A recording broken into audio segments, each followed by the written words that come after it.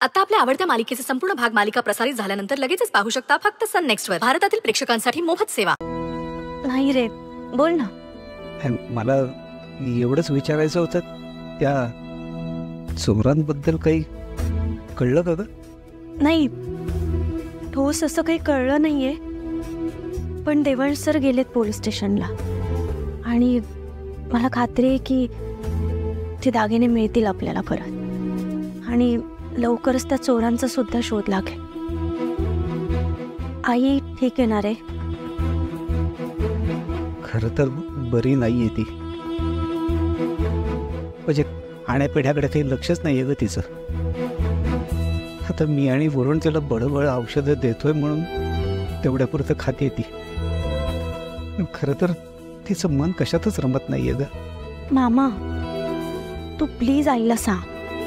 हे बघ, आता ह्या चोरीच्या प्रकरणात ना सर स्वतः लक्ष घालतायत, त्यामुळे दागिने सापडल्याशिवाय सर स्वतः स्वस्थ नाही बसणार.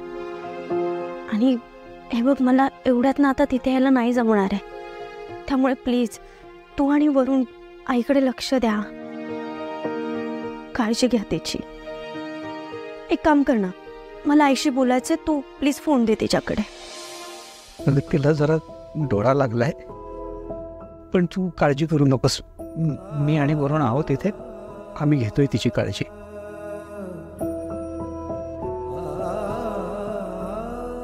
मामा,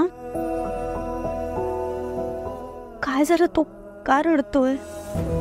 काही ग, रडत नाहीये मी. लग्नानंतर तू पहिल्यांदाच माझ्याकडे काहीतरी मागितलंस ग, आणि मी ते देऊ शकलो नाही असं वाईट वाटतं मला.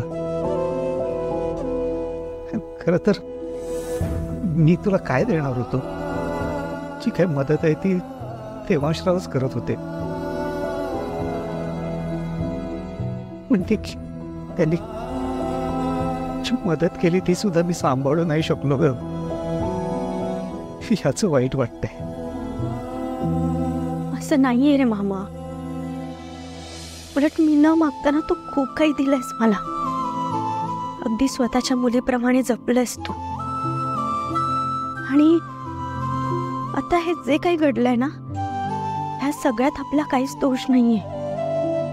आणि हे बघ, जे घडायचंय ना ते घडून गेलंय, पण गोष्टी आपल्या हातातून अजून गेल्या नाहीयेत ना.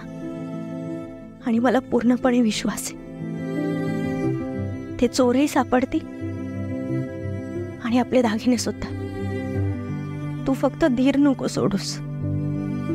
तूच जर असा खचलास तर माझं कसं होणार सांग?